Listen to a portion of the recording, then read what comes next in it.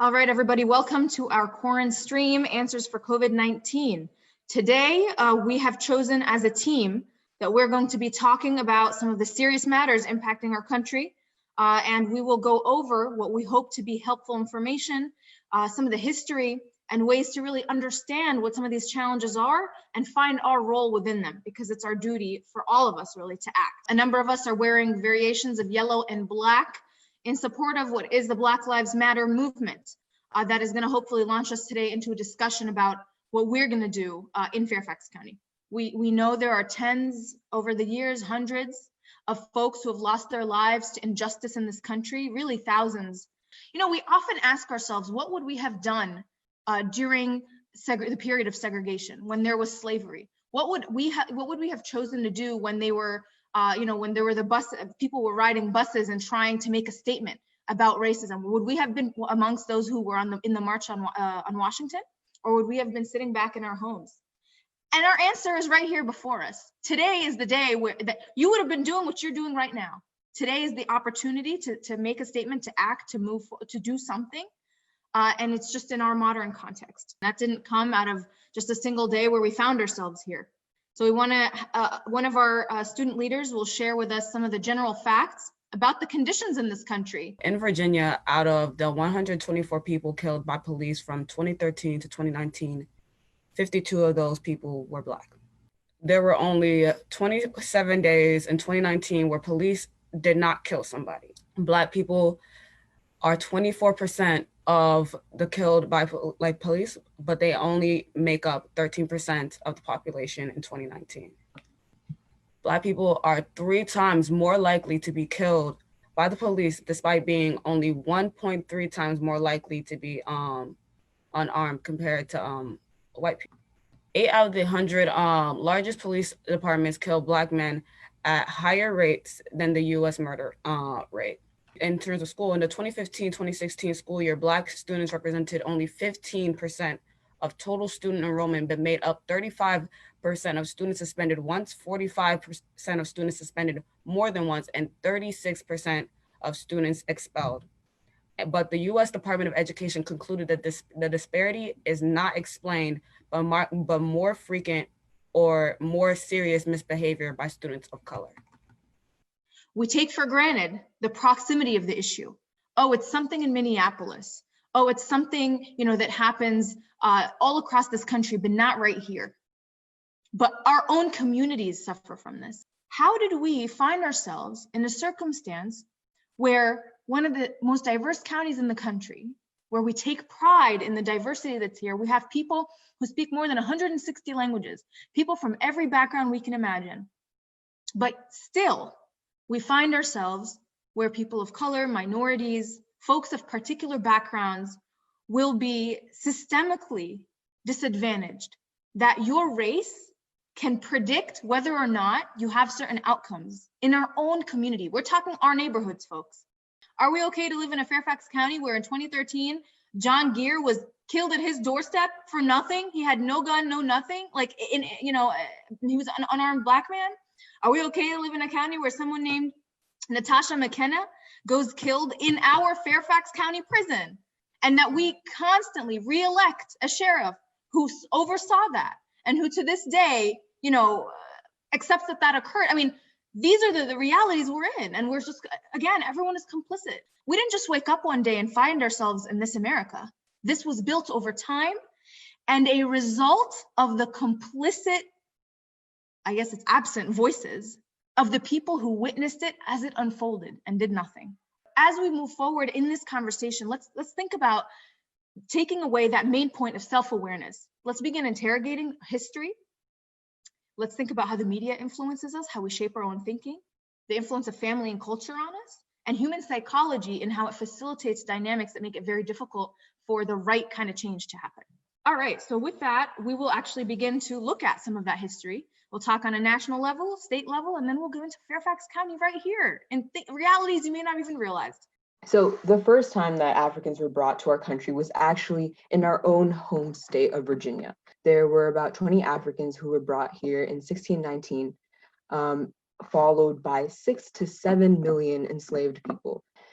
So our Constitution, in fact, it recognized the institution of slavery and dictated that slaves were 3/5 of a person.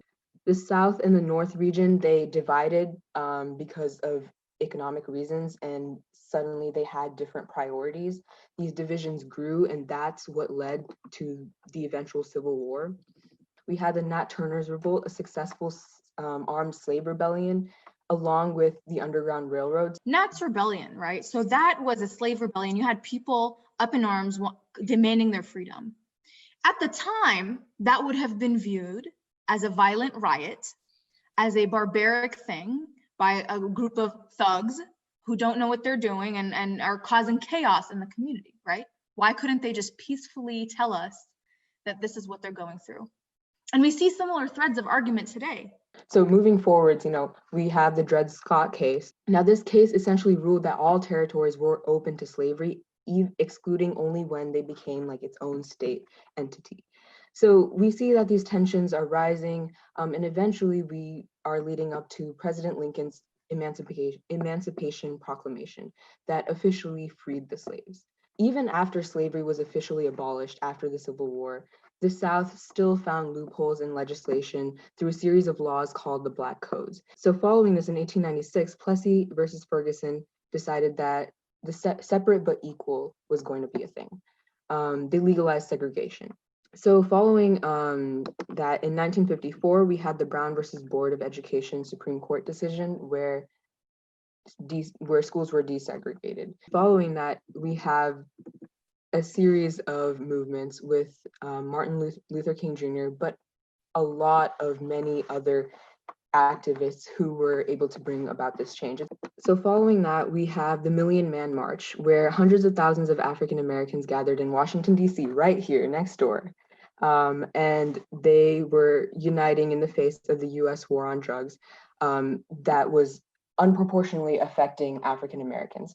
And finally, to present time, 2008, President Barack Obama was elected, which was marking a milestone in African American progress and in our progress as a country as a whole. And finally, 2013, with the founding of the Black Lives Matter movement. Yeah, and in particular, I wanted to also bring us a little bit to the education piece in outlining some of that history. We just had this election, right? That new school board gets elected, whatever. What was the top issue during that election? It was having kids from certain neighborhoods go to school with my kid in my neighborhood. This has been an issue. I'll say this for the school board specifically. It's just been delayed over the years because whenever it's touched, it leads to uproar and people don't want to touch it. Why? Because school board members are an elected official and they want to keep their seat. And if they upset enough people, they're not going to win their reelection. They don't want to stir the water. Now we're lucky to have a new school board. I think we're headed in the right direction, but keep an eye out when these things come up. Be a voice, even if it's just on social media, for the side of equity. So for reevaluating these boundaries and really taking a look. Every time we do it, we get people who are very vocal on the other side, and there are rarely voices who fight for equity on this issue. Number two, curriculum. So Kim alluded earlier to a piece about a committee that's currently working on some of that or looking at it. As we move forward, anyone out there who's hearing this right now and who is interested, I will partner with you to start a working group where we can start looking at the best practices from across the country, from well-researched work that shares the narrative of all the people in this country, whether it's Native Americans, African Americans, Hispanics, whatever it is, so that we can teach our children the proper understanding of our country and where we're headed. I want to work actively, proactively on these challenges. If you have an interest in making a difference in our community, work with me. With policymakers, there's a number of reasons why certain things don't happen. Political will is certainly a piece of it. Sometimes, lack of courage, but there's also an abundance of issues. There is an overwhelming amount of work. And I always like to say, change happens in partnership. I'll give you just one picture. As a school board member, we work pretty much full time for all these different issues. And we don't even have a staff person who can help us with policy or anything like that. So we rely on the community. We rely on you, people who are passionate, who are willing to do some of the advocacy and the research to work alongside us so that we can make the right decisions for our community. The way that racism has created an economic differential, it gives people, without realizing it, they are arguing a racist point of view without having to acknowledge that it's a racist point of view, because they make it an economic question, right? Because we do bus in Great Falls here. Like there's a, well, my daughter went to go, drives an hour to go to school from Great Falls to Langley High School. Well, Herndon is across the street. Why? Because it was cut out, specially designated for that to be the case. It doesn't make any sense. It's completely illogical for our neighborhood to have changed. It used to be Herndon High School, which is across the street. Right, So, and that's in the reverse direction, right? So this is not busing for integration. This is busing for segregation. Right. And that was a result of many of these policies, that there was a program paid for by taxpayer dollars intended to introduce drugs into the Black community, right? Because on a sociological level, I mean, we know that that means they're undermined. They have years to kind of, I mean, once you have someone addicted to drugs, that's a financial issue. That's, you know, obviously they're no longer as productive a member of their own family and all of that, right? So you get them addicted, and then that's exposure to more people, etc. Or, you know, government sanctioned injections of syphilis in people, where the government literally put disease in people and tested on them. I mean, these are things that are very hard to believe, but when you have policies like that over many, many years and generations, and then of course with the segregation of neighborhoods, and then financial decisions all the way from the top, but also on localities to give more funding to certain areas or to build the best facilities in certain areas and not others, because who was representing, you know, who was making those decisions didn't always reflect the community. All these gaps that just built over time, years and years, it's no surprise that we find ourselves with some of the correlations that exist, you know, with socioeconomics and race, even in our own county. There's also the names piece, right? So with massive resistance, these names, Woodson High School, for example, was named after the superintendent who made many of these decisions and led the efforts in massive resistance. So, and again, when we know like initially, right, it's an emotional thing for people, because you say, I don't want the name of my school to change. This was I'm an alum, and that's what meant some sentimental value, you know, attached to it. Understood and heard, really. But when we look at the context and see how this came to be, it becomes something that is unquestionable, and that argument is imbalanced, right? Because my sentimental attachment to the name of my high school, it doesn't even compare to the statement that is made when it is a policy on a state or county level to name a school something to deliberately be offensive to a community. People always talk about Leda, people talk about Hayfield. I think Kelly can speak to that too. I have Edison friends, I went to Twain. Those are some of the most diverse schools in this county. And you know how people talk about them? Ghetto. Talk about it, we're poor, we got gangs, we got drugs. That's the part of the problem. Why we got drugs? Because majority of our students are minorities? Because we're lower income? People need to have these conversations. Why is it that a school with 80% of the students being minorities named after a Confederate general? It doesn't make sense. And I think the second side of that story, though, is how it's unfortunate, but I was lucky enough to go into my middle schooling at South County in the AAP program. And I didn't have that experience with my teachers. And I'm starting to realize now that with my brother, because my little brother's now 7th grade at South County Middle School, and he's having the same experiences that you talk about, Kim. And it's unfortunately becoming apparent, this tale of two cities, about the way that some teachers deal with kids, the way admin deals with kids at the middle school. Yeah, I just want to add, especially being from I went from Edison to Hayfield, and I remember being at Edison, and Hayfield, Edison's full of minorities, but when we saw Hayfield, before going there, it's oh, that's the Black school. That's what we thought of it. When I asked my parents, I was I want to go to Hayfield I wanted to go for the AP program instead of IB, right? Edison's IB. My parents were oh, there's a lot of Black kids there, and I'm Hispanic, right? Anti-Blackness is very, very prevalent in the Latinx community, and just one thing I always do is I challenge my parents. I'm hey, these attitudes, and I know they don't mean they don't mean bad. I know they don't mean bad. I think my mom's watching me right now. Actually, she's gonna, but but it's the truth. see also my friends, a lot of them that are Black or are minorities in general, are from Lorton. And I'm like, wait a minute, because they live like a 5-minute walk from South County. So I'm like, you know, I'm like trying to put two and two together, but they're just not connecting. And I'm like, this is interesting. Clearly, evidently, I am not Black.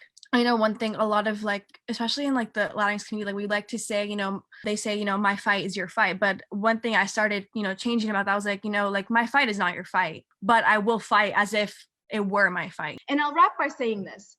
I didn't say this whole call, but, and I've been trying to think of the best way to maximize compassionate good, not anger-based. I was beat up by a cop in Fairfax County myself. And my emphasis towards all of this, to all of you, is coming from a place of really trying to find that as people who want to emerge as leaders, for you all watching who want to take that step and really build us towards a future that is better, we have to find that inner compassion within ourselves. We have to correct of ourselves, and to have that clarity to lead us forward. Because for myself would never have believed that such a thing could happen in this county. I really did. I drank the Kool-Aid and believed that we lived in a county that is amazing and it's perfect and it doesn't have these issues. And our county is amazing in many ways. We're doing a lot better than a lot of other areas. I don't want to diminish that. We have to keep hope alive in the dismay that we are in the difficulty that we see. We have to continue to believe in a better future. And as we put that vision in front of us, we first start with ourselves. Again, that's our thesis from today, to begin with our own self-education and self-awareness, self-critique, and then to take the necessary steps in the long term, because we're in it for the long haul, because this struggle is years and years of work to get that productive fruit out of it, so that we can truly improve the lives of those around us. So I hope that, you know, with all of that, we can take away something. If you know nothing else from this, take one thing that you're gonna do. Write that down, hold yourself accountable. Hopefully we all can hold each other accountable with even just that one thing. Don't let this be a wasted, you know, several minutes or a couple hours that you were with us here today. We can all do something in the right direction, and I hope that we'll see the blossoms of that in our children, in our grandchildren, and in the coming generations, if we're lucky enough to live to see the accomplishments. So thank you all for tuning in. This is our first step, and hopefully you take another step after this call. Bye, everybody. All in all, this isn't a 1 week situation. It was never a 1 week situation.